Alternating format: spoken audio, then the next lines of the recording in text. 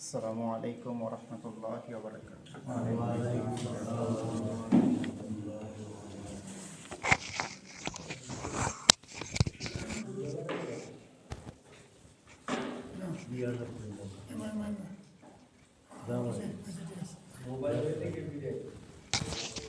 না ঠিক আছে।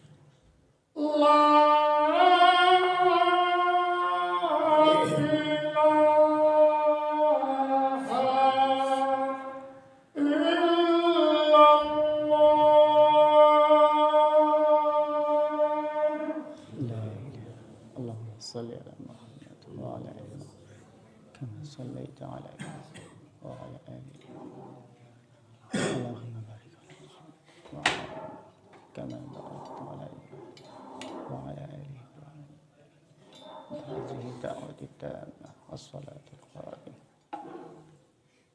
أصحابنا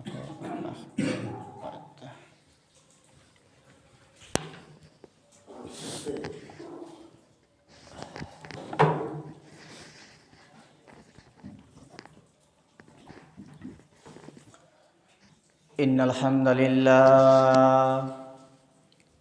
الحمد لله نحمده ونستعينه ونستغفره ونؤمن به ونتوكل عليه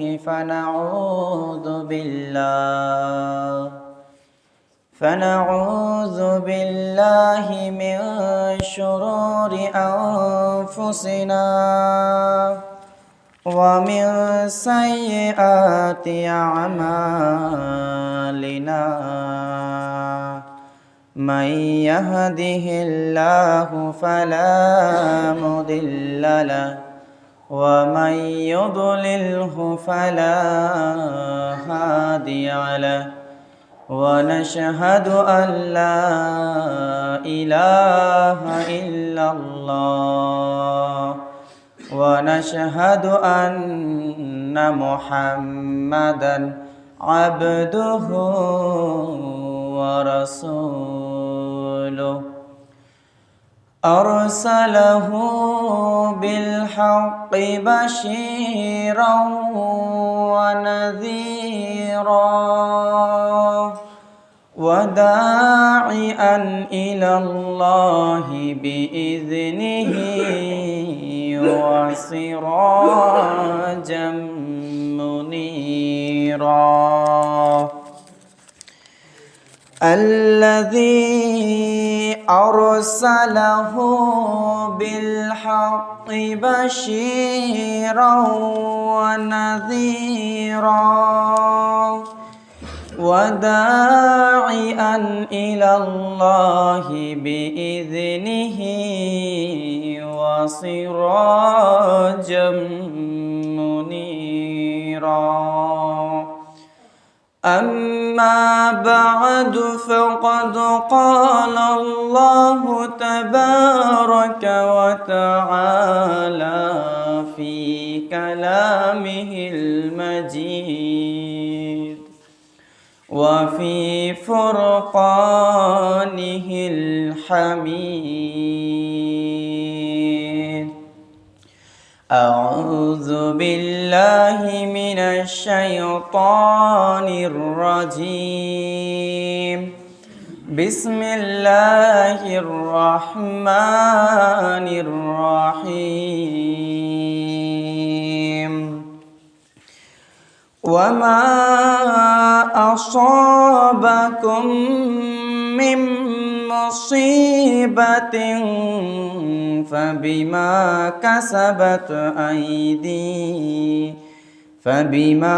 كسبت أيديكم ويعفو عن كثير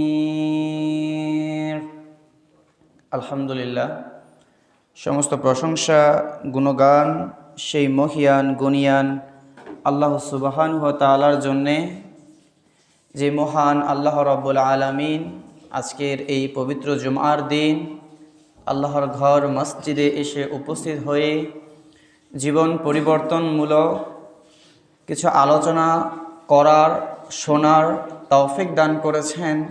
সকলেই অন্তরের অন্তঃস্থল থেকে বলি আলহামদুলিল্লাহ। লাখো কোটি দরুদ ও সালাম বর্ষিত হোক আমাদের শেষ নবী, আমাদের আদর্শ, আমাদের নেতা জনাবে মুহাম্মদুর রাসূলুল্লাহ সাল্লাল্লাহু আলাইহি ওয়াসাল্লামের উপর, তার পরিবার পরিজন এবং সমস্ত সাহাবাগণের উপর। সম্মানিত দ্বীনি মুসলিয়ান বৃন্দ, আলোচনার শুরুতেই আপনাদেরকে একটি সংবাদ দিতে চাই। আমার দাদা দীর্ঘদিন যাবৎ অসুস্থ ছিলেন, তো এই জুমার এখানে আসার পূর্বে ওনাকে একটু সূরা টুরা পড়ে একটু ঝাড়ফুঁক করে আসলাম। তো এই 5 মিনিট আগে খবর আসলো তিনি মৃত্যুবরণ করেছেন। ইন্না লিল্লাহি ওয়া ইন্না ইলাইহি রাজিউন। আমার বাসা হচ্ছে জরিয়াকান্দা। অনেকে হয়তো আমার দাদাকে চিনবেন, পাট ব্যাপারী বলতো হাশেম। জি, হাশেম পাট ব্যাপারী। তো দীর্ঘদিন যাবৎ অসুস্থ ছিলেন, তো এখন তিনি মারা গিয়েছেন। এখন তো আমার যাওয়ার আর উপায় নেই, কারণ খুতবা তো দিতে হবে, এটা তো ওয়াজিব, তাই না? সেক্ষেত্রে অন্য বিকল্প কেউ নেই। তো যাক, বুঝতেই পারছেন মনের অবস্থা কেমনের, এটা পরীক্ষার মধ্যে আছি।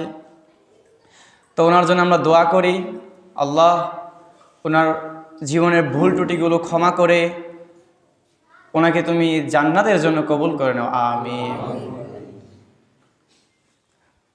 তো ইনশাল্লাহ আজকে চেষ্টা করব যতটুকু আপনাদেরকে কোরআন হাদিস থেকে কথা শোনানোর জন্যে। যদি কোনো ব্যাঘাত সৃষ্টি হয় একটু আপনারা একটু বুঝে নেবেন, কারণ মনের অবস্থা বুঝতেই পারছেন। তো আজকে আলোচনার বিষয় নির্ধারণ করেছিলাম মানুষের মধ্যে কেন বিপদ, বালা, মুসিবত, আল্লাহর আযাব নেমে আসে। আল্লাহ রাব্বুল আলামিন আমাদেরকে সৃষ্টি করেছেন, তার পেছনে একটা লক্ষ্য রয়েছে। দুনিয়াতে এত এত মানুষ আল্লাহ তাআলা পাঠাচ্ছেন, এটার লক্ষ্য এই নয় যে দুনিয়াতে আপনি আসলেন, ঘুরলেন ফিরলেন, চলাফেরা করলেন, আনন্দ ফুর্তি করলেন, একসময় মারা যাবেন, মাটির সাথে মিশে যাবেন। বিষয়টা কি এমন? না, বিষয়টা এমন নয়। এই দুনিয়াতে প্রত্যেকটা মানুষের জীবনে যেমন একটা লক্ষ্য থাকে যে আমি আমার লাইফে এটা করব, আমি ব্যবসা করব, বা আমি চিকিৎসক হব, আমি ইঞ্জিনিয়ার হব, মানুষের জীবনে লক্ষ্য থাকে না ভাই? থাকে। তো আল্লাহ রাব্বুল আলামিন আমাদেরকে সৃষ্টি করেছেন, তার পিছনে একটা লক্ষ্য আছে না, একটা উদ্দেশ্য আছে না? না শুধুই। তো আল্লাহ রাব্বুল আলামিন সূরা জারিয়াতের ৫৬ নং আয়াতের মধ্যে বলছেন, ওয়ামা খলাকতুল জিন্না ওয়াল ইনসা ইল্লা লিয়াবুদুন। আমি মানুষ এবং জিন জাতিকে সৃষ্টি করেছি শুধুমাত্র, কেবলমাত্র, একমাত্র আমার ইবাদত করার জন্য, আমার দাসত্ব করার জন্য। তাহলে আমাদের জীবনের লক্ষ্যটা কি বলেন? আল্লাহর ইবাদত করা, আল্লাহর দাসত্ব করা, তাই না? তো যারা আল্লাহর ইবাদত করবে, এই দুনিয়াতে আল্লাহর বিধিবিধান, তার কোরআন এবং রসুলের সুন্নাহ অনুযায়ী জীবনকে পরিচালনা করবে মৃত্যুর আগ পর্যন্ত, ওই ব্যক্তির জন্য রয়েছে জান্নাত। উলাইকা আসহাবুল জান্নাহ, তারাই হচ্ছে জান্নাতের অধিকারী, অধিবাসী। হুম ফিহা খালিদুন, আর সেই জান্নাতে তারা চিরদিন, অনন্তকাল সেখানে তারা থাকবে। সুবহানাল্লাহ। পক্ষান্তরে যারা আল্লাহর এই কোরআন অনুযায়ী, নবীর সুন্নাহ অনুযায়ী পারিবারিক, সামাজিক, রাষ্ট্রীয় জীবন পরিচালনা করবে না, নিজের খেয়াল খুশি মতো নিজের প্রবৃত্তির অনুসরণ করে চলবে, তাদের জন্য রয়েছে জাহান্নাম। উলাইকা আসহাবুন নার হুম ফিহা খালিদুন, আর সেখানে তারা চিরকাল থাকবে। তো আল্লাহ রাব্বুল আলামিন এই দুনিয়াতে আমাদেরকে বিভিন্নভাবে পরীক্ষা করে থাকেন। কেউ সেই পরীক্ষায় পাশ করবে, আবার কেউ সেই পরীক্ষায় ফেল করবে। এবং মানুষের কৃতকর্মের কারণে আল্লাহ সুবহানাহু ওয়া তাআলা মাঝে মধ্যে আমাদের উপর কিছু আযাব নামিয়ে দেন। যেমন আমরা দেখেছি ২০০৪ সালে সুনামির কথা, তাই না? ২০০৪ সালে সুনামির কথা। বিশ্বের প্রায় ১৪টি দেশের মধ্যে ১৩০ লক্ষ থেকে ১৮০ লক্ষ মানুষ এই সুনামির তাণ্ডবে মারা যায়। এরপর ২০০৭ সালে আমরা দেখেছি সিডরের কথা, প্রায় ১৫,০০০ মানুষ এই সিডরের তাণ্ডবে মারা যায়। এরপরে আমরা দেখেছি নার্গিসের কথা, এর তাণ্ডবেও বহু মানুষ মারা যায়। তারপর হচ্ছে ২০১৯ সালে কোভিড-19, এই ক্ষুদ্র ভাইরাস, যা তো চোখে দেখা যায় না, পুরো পৃথিবীর মানুষকে স্তব্ধ করে দিয়েছে। এরপরে কিছুদিন আগেই আমরা দেখলাম কুমিল্লা, নোয়াখালী, ফেনী প্লাবিত হয়ে গিয়েছে। হাজার হাজার মানুষ তারা পানিবন্দী হয়ে পড়েছিল। এবং বর্তমান সময়ে আমরা দেখছি যে ঘন ঘন ভূমিকম্প হচ্ছে। তো এই যে আযাবগুলো আমরা দেখে থাকি, যখন আমরা একটু ভালো অবস্থায় চলে যাই তখন আমরা এগুলোকে ভুলে যাই। অথচ আল্লাহ তাআলা এই আযাব দিয়ে থাকেন আপনাকে আমাকে শিক্ষার জন্যে, সতর্ক করার জন্যে। আল্লাহ সুবহানাহু ওয়া তাআলা পবিত্র কোরআনুল কারীমের মধ্যে বলছেন, ওয়ামা আসাবাকুম মিন মুসিবাতিন ফাবিমা কাসাবাত আইদিকুম। তোমাদের কৃতকর্মের কারণে আল্লাহ তাআলা অনেক বালা মুসিবত দিয়ে থাকেন। ওয়া ইয়াফু আন কাসীর, এবং অনেক গুনাহ তোমাদের ক্ষমা করে দেন তিনি। যদি আল্লাহ তাআলা আমাদের সকল পাপের জন্যে এত এত গুনাহ আমরা করি, এই এত এত গুনার জন্য তিনি যদি আযাব দিতেন প্রত্যেকটার জন্যে, তাহলে আমরা ধ্বংস হয়ে যেতাম, আমরা ধ্বংস হয়ে যেতাম। এই শাস্তির কথা নবী সাল্লাল্লাহু আলাইহি ওয়াসাল্লাম ও তার সাহাবীদেরকে বলে গিয়েছেন। একদিন নবী করিম সাল্লাল্লাহু আলাইহি ওয়াসাল্লাম তার সাহাবীদেরকে ডেকে বললেন, ওহে আমার সাহাবীরা, তোমরা 5টা জিনিসের, 5টা বিষয়ের, 5টা বিপদের সম্মুখীন তোমরা হবে। আমি আল্লাহর কাছে প্রার্থনা করি যেন তোমরা এই বিপদের সম্মুখীন না হও। সেই 5টা কি? প্রথমটা হচ্ছে, এই পৃথিবীর মধ্যে প্রকাশ্যে অশ্লীলতা বেহায়াপনা বৃদ্ধি পাবে। মানুষ প্রকাশ্যে অশ্লীলতা বেহায়াপনা করবে। এটা করার কারণে আল্লাহ তাআলা মানুষের মধ্যে প্লেগ রোগ এবং বিভিন্ন রোগে মানুষকে তিনি আক্রান্ত করবেন। মানুষ বিভিন্ন বালা মুসিবত রোগে আক্রান্ত হবে যখন আমাদের মধ্যে, সমাজের মধ্যে, দেশের মধ্যে মানুষ প্রকাশ্যে অশ্লীল কাজ করবে এবং তারা সেটাকে অশ্লীলতা বলে মনে করবে না। আজ যদি আপনি আমাদের এই বাংলাদেশের দিকে তাকান, বাংলাদেশের বিভিন্ন দর্শনীয় স্থানগুলোতে যদি আপনি গিয়ে দেখেন, তাহলে আপনি দেখবেন সেখানে নারী পুরুষের অবাধ মেলামেশা। যদি আপনি বিভিন্ন বিচ বা সমুদ্র সৈকতের কাছে যান, গিয়ে দেখবেন নারী পুরুষ উলঙ্গ অবস্থায় তারা সেখানে অবাধ মেলামেশা করছে, গোসল করছে, আড্ডা করছে, আনন্দ করছে। আপনি যদি বিভিন্ন স্কুল কলেজের দিকে আপনি তাকান, তাহলে আপনি দেখবেন আপনার মেয়েকে কি করে বেপরদায় তারা সেই স্কুলের মধ্যে রাখছে। আপনি দেখবেন বিভিন্ন সাংস্কৃতিক অনুষ্ঠানের নামে আপনার মেয়েকে সুন্দর করে সাজিয়ে স্টেজের মধ্যে তুলে দিল, সে নাচছে, বাজারের সবাই দেখছে, অটোওয়ালা দেখছে, রিক্সাওয়ালা দেখছে, সিটি মারছে, শিক্ষক দেখছে, প্রধান শিক্ষকও দেখছে। আবার আপনি 5 ওয়াক্ত সালাত আদায় করেন, টুপি মাথায় দিয়ে অতিথি হিসাবে আপনিও বসে গেলেন। আরে আমার মেয়ে তো ভালোই নাচ পারে, আমার মেয়ে তো ভালোই নাচ পারে। এই যে আপনার মেয়েকে ফ্রিতে সবাইকে আপনি দেখিয়ে দিলেন যে দেখো আমার মেয়ে কত সুন্দর, দেখো আমার বাড়ির মেয়েরা কত সুন্দর। এরপর যদি কোনো বিবাহ অনুষ্ঠান হয় তাহলে তো কোনো কথাই নেই, তাহলে তো কোনো কথাই নেই। এই যে আপনার বাড়ির মেয়েরা শাড়ি পরে গায়ের হলুদের নামে, হ্যাঁ, তারা নোংরামি করছে, ফটোশুট করছে, ভিডিও করছে, রাস্তা দিয়ে হেঁটে যাচ্ছে, আর আপনি মানুষকে দেখাচ্ছেন দেখো আমার বাড়ির মেয়েরা কত সুন্দর, তাদেরকে সাজিয়ে গুজিয়ে মানুষের সামনে আপনি প্রকাশ করলেন। কিন্তু এটাকে আপনি অন্যায় বলে মনেই করেন না। আপনি মনে করেন আরে বিবাহ বাড়িতে ছেলেমেয়েরা একটু আনন্দ ফুর্তি করবে, এতে আর এমন দোষ কি, তাই না? এতে আর তেমন দোষ কি? বরযাত্রী আসবে, বরের সাথে অনেক ছেলেপেলে আসবে, আনন্দ ফুর্তি করবে, এইগুলোকে কি আমরা অশ্লীলতা বলে মনে করি? বলেন, মনে করি? মনে করি না। এরপর আপনার স্ত্রী কন্যাকে আপনি বেপর্দা রাস্তায় বের হচ্ছে, আপনি কিছু বললেন না, ডাইউস হয়ে গেলেন আপনি।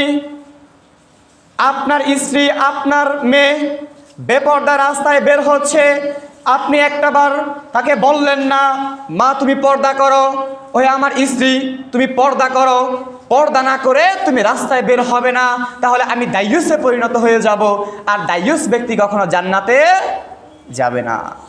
এইগুলোকে কি আপনি আমি অশ্লীলতা বলে মনে করি? না, এইগুলোকে আমরা অশ্লীলতা মনে করি না।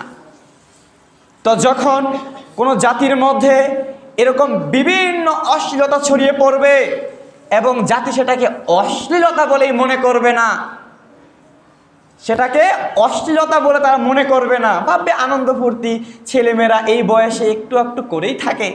আমরা কিন্তু এটাই মনে করি, মুরব্বিয়ানরা যারা আছেন মনোভাব কিন্তু এটাই। অধিকাংশ মুরব্বীদের দেখবেন বাড়ির যারা প্রধান, এটাই মনোভাব।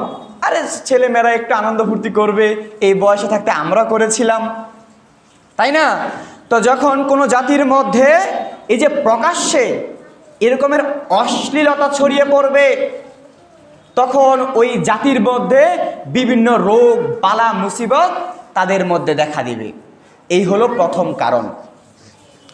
এরপর হচ্ছে যেই জাতির লোকেরা মাপে ওজনে কম দিবে, যেই জাতির লোকেরা মাপে ওজনে কম দিবে, ওই জাতির উপরে দুর্ভিক্ষ নেমে আসবে, কঠিন বিপদ বালা মুসিবত তাদের উপরে নেমে আসবে, এবং অত্যাচারিত শাসক দ্বারা তাদের উপর অত্যাচার করা হবে। আজ যদি আপনি মাছের বাজারে যান, মাছওয়ালা আপনাকে সঠিক ওজন দিবে তা বিশ্বাস করা যায় না। আজ যদি আপনি গোশতের বাজারে যান, দেখবেন গোশতের মধ্যে পানি ঢেলে ওজন বাড়িয়ে দিয়েছে, আপনাকে সঠিক ওজন দিবে বলে বিশ্বাস করা যায় না। চাউলের বস্তা কিনতে যাবেন 50 কেজি, মেপে দেখবেন ওজন ঠিক নেই। সবাই চায় ওজন কিছুটা কম দেওয়ার জন্যে, ওজন কম দেওয়ার জন্যে। আল্লাহ রাব্বুল আলামিন বলছেন, ওয়াইলুল লিল মুতাফফিফিন, দুর্ভোগ ওই সকল মানুষের জন্যে, ধ্বংস তাদের জন্যে যারা মাপে কম দেয়, যারা ওজনে কম দেয়। আল্লাযীনা ইযাক্তালু আলান নাসি ইয়াস্তাউফুন, আর যখন তারা অন্যের কাছ থেকে কোনো কিছু মেপে নেয়, তখন পুরোপুরি মেপে নেয়, এক কানাকড়িও ছাড়ে না। যখন সে অন্যের কাছ থেকে মেপে নেয়, আর যখন সে অন্যকে মেপে দেয়, তখন কি করে? কম দেয়, কম দেওয়ার চেষ্টা করে। আছেন এরকম আমাদের মধ্যে? অসংখ্য আছে, অগণিত আছে। বিভিন্নভাবে তারা আমাদেরকে ঠকায়, আমাদের সাথে তারা প্রতারণা করে, মানুষকে ধোঁকা দেয়। তো যেই জাতির লোকেরা এমনটা করবে, ঘটনা মনে পড়ে গেল শুআয়ব আলাইহিস সালামের ঘটনা। তার জাতিরা কি করত? মাপে কম দিত। বুঝতে পেরেছেন?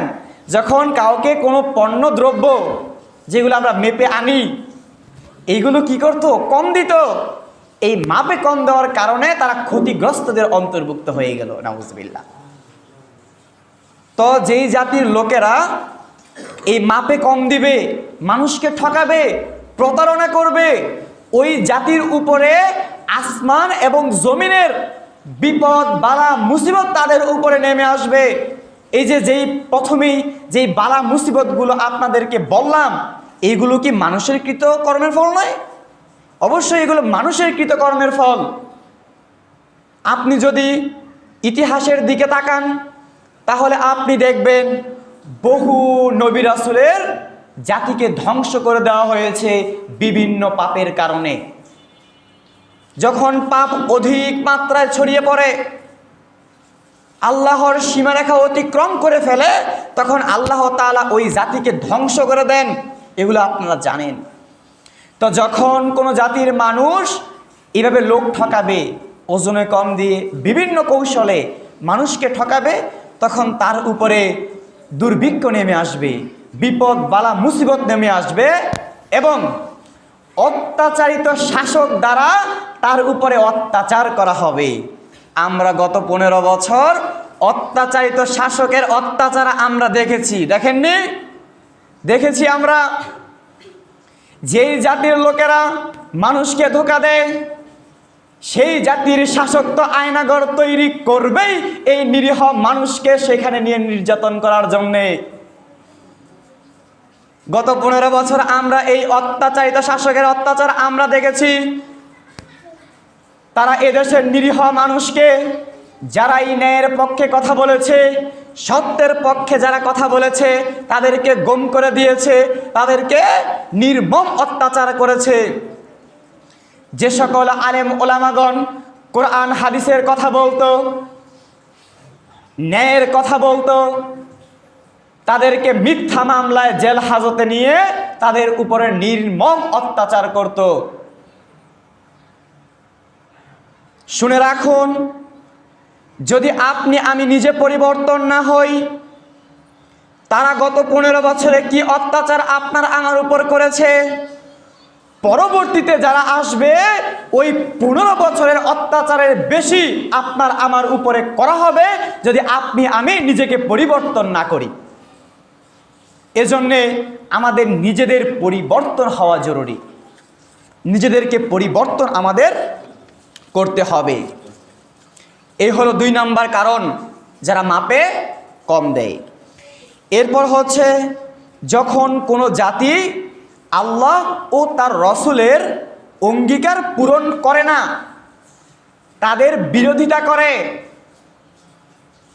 তখন আল্লাহ তাআলা কি করেন? বিধর্মীদেরকে তাদের উপরে ক্ষমতা দিয়ে তাদের সম্পদ কেড়ে নেয়। এগুলো কি আমরা দেখছি না?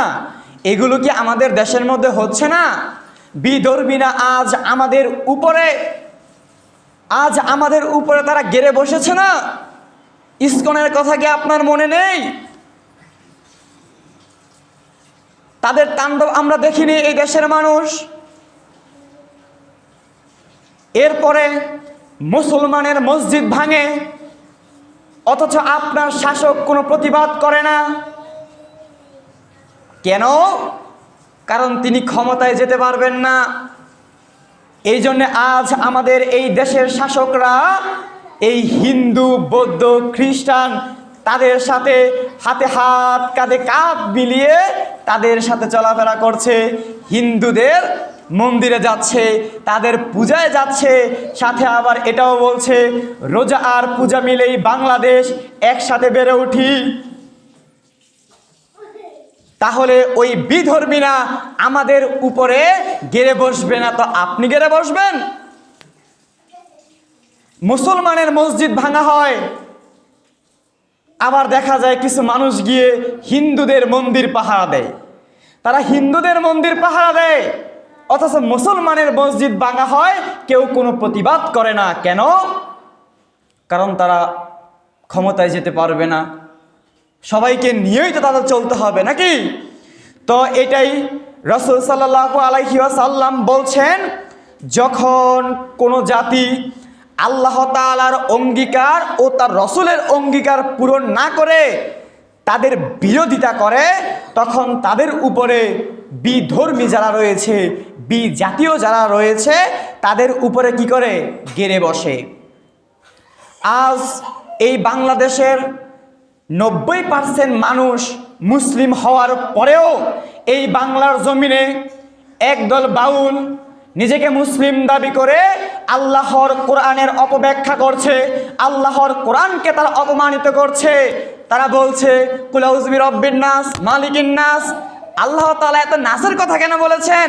নাচতে বলেছেন, এই জন্য নাসের কথা বলেছেন। নাউযুবিল্লাহ। তাহলে 90% মানুষ এই বাংলার জমিনে মুসলমান হওয়ার পরেও এই যে বিধর্মীরা আমাদের কোরআনকে অপমান করছে, রসুলকে অপমান করছে, এর প্রতিবাদ আমরা করছি না, দেশের প্রধান যারা রয়েছে তারাও করছে না। কেন? কারণ এই দেশের যেই নীতি, এই দেশের যেই সংবিধান, এই সংবিধান অনুযায়ী সকলকে নিয়েই তাদের চলতে হবে।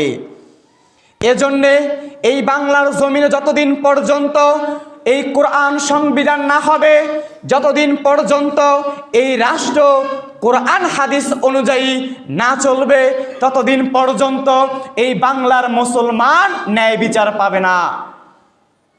তারা কোনোদিন ন্যায় বিচার পাবে না যতদিন পর্যন্ত না এই কোরআন অনুযায়ী রাষ্ট্র চলবে।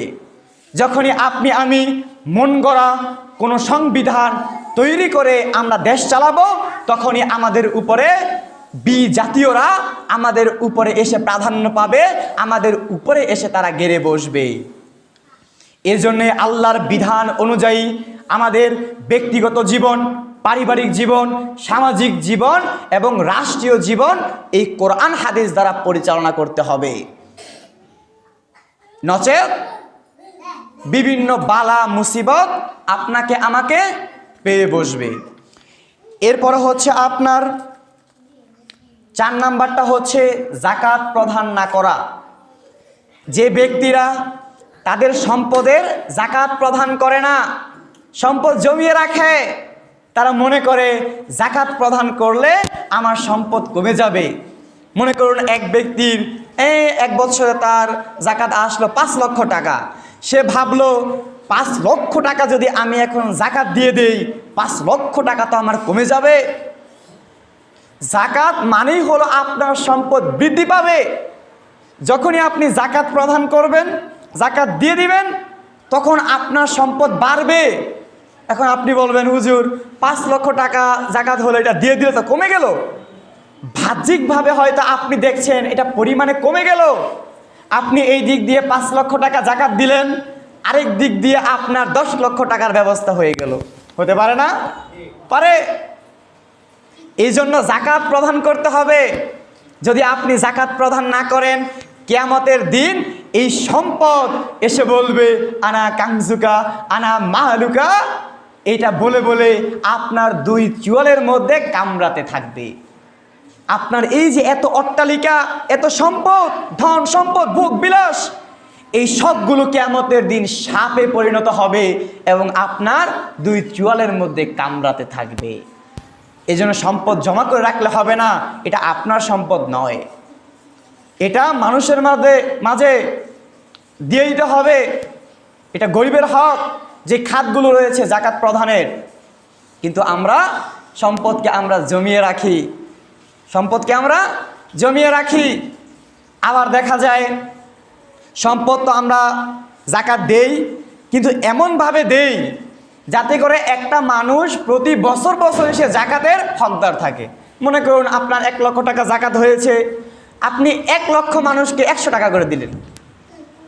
বুঝেন নাই? 1 লক্ষ টাকা 1000 জনকে দিলে 1 লক্ষ না? তো 1 লক্ষ টাকা যদি আপনি 1 লক্ষ মানুষকে 100 টাকা করে দেন, তাহলে সে তো পরের বছরও সে জাকাতের হকদার থাকবে, তাই না? এজন্যে আপনার এটাও করা উচিত যে আমার এই নুরালাপুর সমাজের মধ্যে আমি কয়েকজন মানুষকে এতগুলো টাকা দিব, সে এটা দিয়ে স্বাবলম্বী হবে, কিছু করে খাবে, পরের বছর সে আর জাকাতের হকদার হবে না। তাহলে যারা জাকাত দাতা তারা যদি সঠিক জায়গায় এই জাকাত দিত, তাহলে আমাদের এই দেশ থেকে দরিদ্রতা অনেকাংশেই কমে যেত, অনেকাংশেই এই দরিদ্রতা কমে যেত। কিন্তু তারা কি করে? ওই যে বললাম, 1 লক্ষ মানুষকে আপনি 100 টাকা করে দিলেন, বুঝেন নাই? আপনার পরিচিতি লাভ হলো, আরে উমুকে তো কত কত টাকা দান করে, বুঝেন নাই? আর যাদের জাকাত ফরজ হয়নি, ওই পরিমাণ সম্পদ যাদের নেই, আপনারা দান সদকা করবেন। হ্যাঁ, 10 টাকা 5 টাকা যা পারেন। আবার এটা ভাইবেন না যে আমাদের তো জাকাত নাই, এই ওয়াজ আমাদের জন্য না, বুঝেন নাই? আপনার সাধ্য অনুযায়ী আপনার কষ্টার্জিত পয়সা থেকে আপনি কি করবেন? আল্লাহর রাস্তায় আপনি ব্যয় করবেন। সম্পদ জমিয়ে রাখলে হবে না। আল্লাযী জামাআ মালাও ওয়া আদ্দাদা, পড়েন না নামাজের মধ্যে এই সূরা? অর্থ জানি না। হ্যাঁ, তারা কি করে? সম্পদ জমিয়ে রাখে আর খালি কি করে? গণনা করে, কত হলো, আজকে ব্যবসায় এত টাকা লাভ হয়েছে, জমিয়ে রাখলেন, কালকে এত লাভ হয়েছে, জমিয়ে রাখলেন, আর খালি গণনা করলেন। হ্যাঁ, তাদের জন্য ধ্বংস। এই জন্য সাধ্যমতো চেষ্টা করবেন দান করার জন্যে। 5 নম্বর যেই বিষয় সেটা হচ্ছে, যে সকল শাসকরা আল্লাহর কিতাব অনুযায়ী বিচার ফয়সালা না করে নিজেদের মন মতো বিধান তৈরি করে তারা এই দেশ পরিচালনা করে, যেটা আমি পূর্বেই বললাম, ওই জাতির উপরে আপনার কি হবে? ওই জাতির মধ্যে আল্লাহ তাআলা পরস্পরকে ঝগড়া বাঁধিয়ে দেন। যেমন দেখেন, আপনি এক পরিবারের মধ্যে 3 ভাই, বুঝেন? এক পরিবারের মধ্যে 3 ভাই, একজন করে এই দল, আরেকজন ওই দল, আরেকজন ওই দল, বুঝেন নাই? তো 3 জনে 3 দল করে মারামারি, ভাই ভাই মারামারি, বুঝতে পারেন না কেন? কারণ আপনি কোরআন হাদিস দ্বারা তো এই সমাজ, এই দেশ আপনি পরিচালনা করেন না। আপনি এমন এক সংবিধান নিয়েছেন, এক একজন এক একটা দল করে, আর পরিবারের মধ্যে মারামারি হয়, ভাইরা আলাদা হয়ে যায়। হ্যাঁ, এক সমাজ আরেক সমাজকে দেখতে পারে না, এক মুসলিম ভাই আরেক মুসলিম ভাইকে দেখতে পারে না। এমনটাই আজ আমাদের মধ্যে হচ্ছে।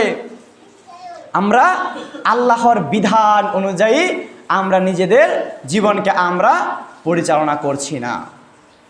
এই যে এত ওয়াজ নসিহত করা হচ্ছে, এত ওয়াজ নসিহত, এই যে মাহফিলের বন্যা বয়ে যাচ্ছে, প্রতি মাসে 4টা বা 5টা জুমা আপনারা পান, আলোচনা শোনেন, বিভিন্ন তাবলীগ হচ্ছে, তাও মানুষের মধ্যে পরিবর্তন হচ্ছে না।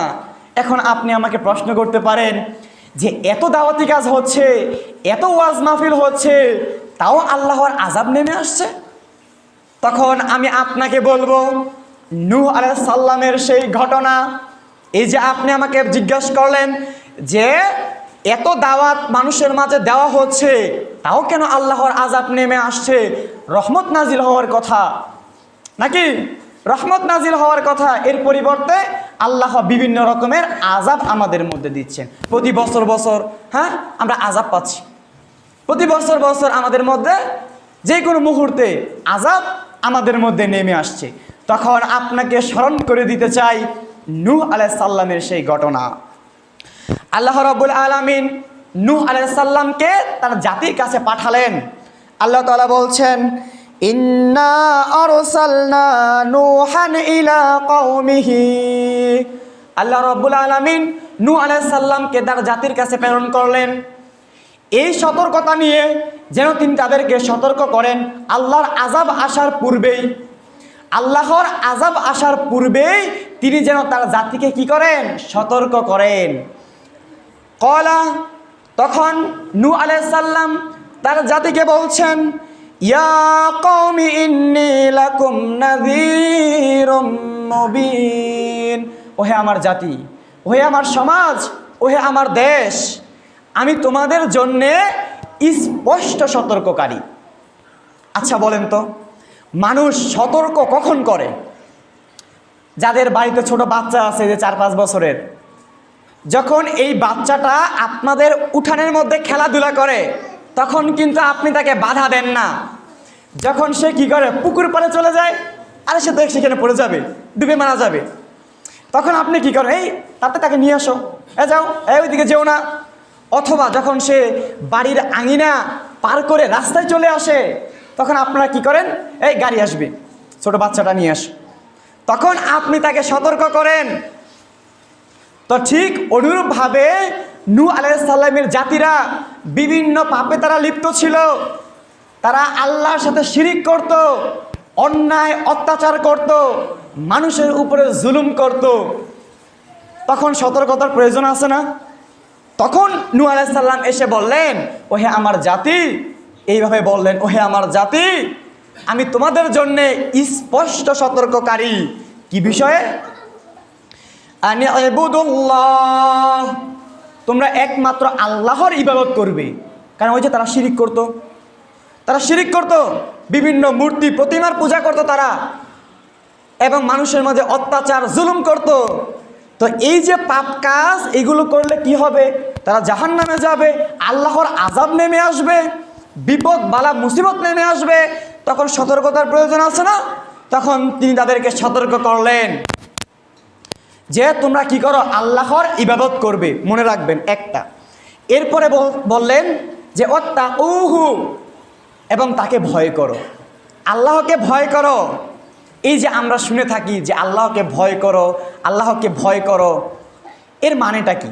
এর মানে কি এই যে আপনি একটা ঘরের মধ্যে দরজা জানালা সব বন্ধ করে আপনি বসে থাকলেন, আমি আল্লাহকে ভয় করলাম, এর মানে কি এটা? না, এর মানে এটা নয়। এর মানে হচ্ছে আল্লাহ রাব্বুল আলামিন আপনার আমার উপরে যে বিধান দিয়েছেন, যেই কাজ করার আদেশ আল্লাহ তাআলা আপনাকে আমাকে দিয়েছেন, সেগুলো পালন করা। এবং তিনি যা থেকে নিষেধ করেছেন, যেই বিষয় যেই কাজ কর্মের দিকে আমাদেরকে যেতে নিষেধ করেছেন, সেগুলোর দিকে না যাওয়াটাই হচ্ছে তাকওয়া। মনে করুন আপনি দোকানের মধ্যে বসে আছেন, একজন পণ্যদ্রব্য নিতে আসলো, 1 কেজি আটা নিবে, 980 গ্রাম হলো। এখন আপনার মধ্যে আল্লাহর ভয় চলে আসলো যে আমি যদি এখন মাপে কম দেই, আমি তো নুরুল্লাহপুর ইউনিয়ন পরিষদের জামে মসজিদে আমি শুনেছিলাম যারা মাপে কম দিবে তারা ধ্বংস হবে, তারা ক্ষতিগ্রস্ত হবে। তখন আপনি কি করলেন? ওই যে 1000 গ্রাম বা পারলে 2-1 গ্রাম বেশি দিয়ে তাকে আপনি বিদায় করে দিলেন। এর নাম হচ্ছে ভয়, এর নাম হচ্ছে ভয়। যখন আপনি কাজকর্মে ব্যস্ত থাকলেন, আজান হয়ে গেল, আরে আল্লাহ তাআলা আমাকে আহ্বান করছেন, এখন কি করে আমি কাজে লিপ্ত থাকি? আপনি দৌড়ে মসজিদে চলে আসলেন, এর নাম হচ্ছে আল্লাহর ভয়। অর্থাৎ প্রত্যেকটা কাজে আল্লাহকে কি করতে হবে? ভয় করতে হবে। আল্লাহকে ভয় করে ওই বিধানটাকে পালন করতে হবে এবং যা করতে নিষেধ করেছেন তা থেকে বিরত থাকতে হবে। এরপর তিনি বলছেন ওয়াতিউন, এবং আমার অনুসরণ করো, কারণ আমি তো তোমাদেরকে সৎপথ দেখাবো। তোমরা তো যেইগুলোর পূজা করছো, মূর্তির পূজা করছো, আমি তোমাদেরকে সত্য রবের দিকে আমি তোমাদেরকে আহ্বান করছি, যেই পথ তোমরা অনুসরণ করলে তোমরা জান্নাতে যেতে পারবে। এই জন্য তোমরা আমাকে কি করো? অনুসরণ করো। তার জাতিকে তিনি দাওয়াত দিয়েছিলেন।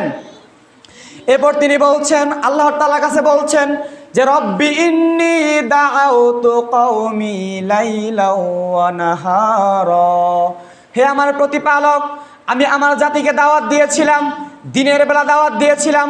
যেখানে দেখা হতো, রাস্তাঘাটে, বাজার বন্দরে, যেখানেই তাদের সাথে আমার দেখা হতো, তাদেরকে আমি তোমার দিনের কথা বলতাম, তোমাকে ভয় করার কথা আমি বলতাম। শুধু তাই নয়, রাতেও তাদেরকে আমি দাওয়াত দিয়েছি, রাতেও দাওয়াত দিয়েছি। তো যখনই আমি তাদেরকে দাওয়াত দিতাম, তারা আমার থেকে পালিয়ে যেত, যে আরে ওই যে নূহ, এখনই তো আমাদেরকে দিনের দাওয়াত দিবে, এখনই তো ওর আল্লাহর কথা আমাদেরকে বলবে। তো যখনই নূহ আলাইহিস সালামকে দেখতো, তখনই তারা রাস্তা পরিবর্তন করে তারা চলে যেত। এবং যখন নূহ আলাইহিস সালাম দিনের কথা বলতো, তখন তারা কি করত? কানের মধ্যে আঙুল ঢুকিয়ে নিত, যে নূহ তো এখন দিনের কথা বলবে। এই জন্য তারা কি করত? কানের মধ্যে আঙুল ঢুকিয়ে নিত। শুধু কি তাই, কাপড় দিয়ে তারা মুখকে ঢেকে নিত, যাতে নূহ আলাইহিস সালাম তাদেরকে না দেখে, দেখলে দিনের কথা বলবে। তো এতভাবে উনি দাওয়াত দিয়েছেন, গোপনে দাওয়াত দিয়েছেন, উচ্চ স্বরে দাওয়াত দিয়েছেন। কারণ কানে ধরে রাখছে, আসতে বলে শুনবো, কানে ধরে রাখছে, মুখের মধ্যে কাপড় দিয়ে রাখছে। তো জোরে উচ্চ স্বরে তিনি দাওয়াত দিয়েছেন, গোপনে দাওয়াত দিয়েছেন, একাকীভাবে দাওয়াত দিয়েছেন। অনেক সময় নামাজে কোনো ভুল ত্রুটি হলে ইমাম সাহেব একাকী বুঝায় বলেন না, হ্যাঁ, একা বুঝায় বলছে। গোপনে, প্রকাশ্যে, রাতে, দিনে দাওয়াত দিয়েছে। এরপরেও তার জাতি তাকে মানেননি। এরপর তিনি আল্লাহর কাছে দোয়া করলেন যে আল্লাহ, তুমি এই জাতিকে কি করো? ধ্বংস করে দাও। এই যে তিনি বলছেন যে রব্বি লা তাযারা আলাল আরদি মিনাল কাফিরিনা দাইয়ারা, আল্লাহ এই জমিনের মধ্যে একটা কাফেরকেও তুমি বাঁচিয়ে রেখো না, এই কাফেরদেরকে তুমি ধ্বংস করে দাও। ইন্নাকা ইন তাযরুহুম ইউদিল্লু ইবাদাকা, যদি তুমি কাফেরদেরকে বাঁচিয়ে রাখো তাহলে তারা তোমার বান্দাদেরকে গুমরাহি করবে। ওয়ালা ইয়ালিদু ইল্লা ফাজিরন কাফারা, এবং তারা এই জমিনের মধ্যে কাফের জন্ম দিবে। এই কাফেরকে কখনো মুসলিম জন্ম দেয়? বুঝে না, কাফের যেই জন্ম দেয় সে তো তার কার্যকলাপে কাফেরই বানায়। প্রত্যেকটা মানুষই দিনের ফিতরাতের উপর জন্মগ্রহণ করে, সেটা মুসলিমের ঘরে হোক বা কাফের ঘরে হোক। এরপরে যে আল্লাহর ইবাদত করে সে মুসলিম বানায়, যে মূর্তি পূজা করে সে মূর্তি পূজক বানায়, বুঝেন নাই, যে অগ্নি পূজক করে সে অগ্নি পূজককারী বানায়। তো নূহ আলাইহিস সালাম বলছেন যে এই কাফেরদেরকে ধ্বংস করে দাও। এরা থাকলে কি হবে? তোমার বান্দাদেরকে গুমরাহি করবে, ধ্বংস করবে, আর তারা এই জমিনের মধ্যে কাফেরের বাচ্চায় জন্ম দিবে। এরপর আল্লাহ তাআলা ওই জাতিকে প্লাবনের মাধ্যমে ধ্বংস করে দিলেন। তাহলে কি বুঝলেন? যে দিনের দাওয়াত যতই দিক, আপনি যদি ওই মজলিসে না যান, আপনি যদি আলোচনা শুনে আমল না করেন, তাহলে পরিবর্তন আসবে না।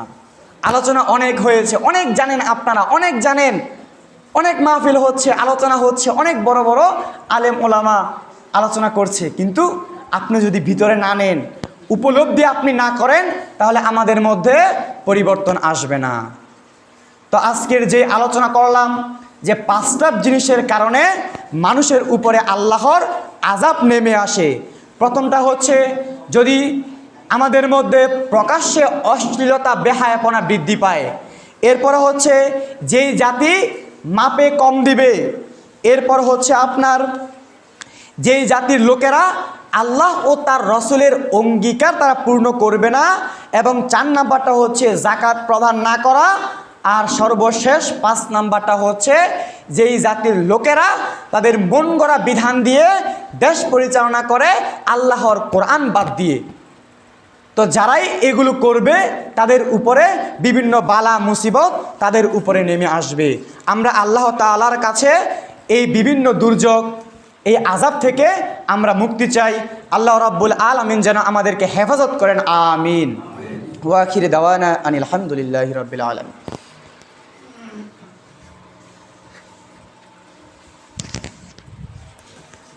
ইন্নাল হামদুলিল্লাহি ওয়াহদা ওয়াসসালাতু ওয়াসসালামু আলা মান লা নাবিয়্যা বা'দ ওয়া আলা আলিহি ওয়া সাহবিহি ওয়া মান তাবি'আহুম বিইহসানিন ইলা ইয়াউমিদ্দিন, আম্মা বা'দ। আউযু বিল্লাহি মিনাশ শাইতানির রাজীম। বিসমিল্লাহির রহমানির রহিম। ইন্নাল্লাহা ওয়া মালাইকাতাহু ইউসাল্লুনা আলান নাবী ইয়া আইয়ুহাল্লাযীনা আমানু সাল্লু আলাইহি ওয়া সাল্লিমু তাসলিমা। সকলেই পড়েন, আল্লাহুম্মা সাল্লি আলা মুহাম্মাদ ওয়া আলা আলি মুহাম্মাদ কামা বারাকতা আলা ইব্রাহিম ওয়া আলা আলি ইব্রাহিম ইন্নাকা হামিদুম মাজিদ। اللهم بارك على محمد وعلى آل محمد كما باركت على إبراهيم وعلى آل إبراهيم إنك حميد مجيد। জুমার দিন, দোয়া কবুলের দিন। আমরা সকলেই আমাদের মুসলিম ভাই বোনদের জন্য আমরা দোয়া করি। বিশেষ করে জুমার খুতবার শুরুতে আমি বলেছিলাম যে খুতবার শুরুর 10 মিনিট আগে কল আসলো যে আমার দাদা মারা গিয়েছেন। আমার বাসা হচ্ছে জরিয়াকান্দা, পশ্চিমপাড়া। আমার দাদা হচ্ছে জনাব হাশেম পাট ব্যাপারী বললে হয়তো আপনারা অনেকে চিনেন। তো একটু আগে উনি মারা গিয়েছেন। তো দোয়া করবেন আল্লাহ রাব্বুল আলামিন যেন আমার দাদার গুনাহ খাতাগুলো মাফ করে ওনার কবরকে জান্নাতের বাগান বানিয়ে দেন, আমিন। পাশাপাশি আমাদের এই সমাজের যারাই মারা গিয়েছেন তাদের জন্য আমরা দোয়া করি, আল্লাহ তুমি সবাইকে জান্নাতের জন্য কবুল করে নাও, আমিন। আমরা দোয়া করছি আমাদের নিজেদের জন্য, দোয়া করছি আমাদের পাড়া প্রতিবেশী এবং মুসলিম ভাই বোনদের জন্যে, যারা যেখানে যে অবস্থাতে আছে আল্লাহ তুমি সবাইকে হেফাজতে রেখো, আমিন। আমাদের মধ্যে যারা ঋণগ্রস্ত রয়েছে আল্লাহ তুমি আমাদেরকে ঋণ মুক্ত করার তৌফিক দান করো, আমিন। আল্লাহ আমাদের পিতামাতাদেরকে তুমি নেক হায়াত দান করো, আমিন।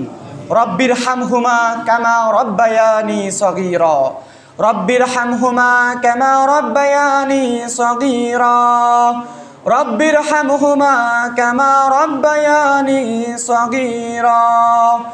রব্বানা আতিনা ফিদ দুনিয়া হাসানা وفي الآخرة حسنة وقنا عذاب النار ربنا اصرف عنا عذاب جهنم إن عذابها كان غراما ربنا اصرف عنا عذاب جهنم إن عذابها كان غراما ربنا تقبل منا إنك أنت السميع العليم وتب علينا إنك أنت التواب الرحيم سبحان ربك رب العزة عما يصفون وسلام على المرسلين والحمد لله رب العالمين। সকলে নামাজের জন্য দাঁড়াই।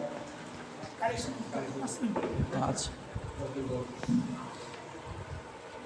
বাইরে কারিশমা করা না।